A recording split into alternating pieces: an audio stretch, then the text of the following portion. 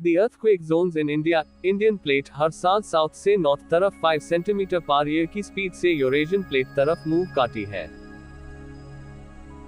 जबकि Eurasian plate अपनी position पे फिक्स्ड है।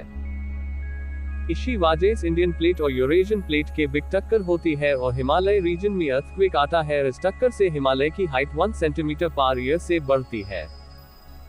अर्थक्वेक जोन्स इंडिया में असम, अरुणाचल प्रदेश, नागालैंड, त्रिपुरा, मणिपुर, मिजोरम, अंडमान और निकोबार आइलैंड, उत्तर प्रदेश और बिहार है। Thanks for watching.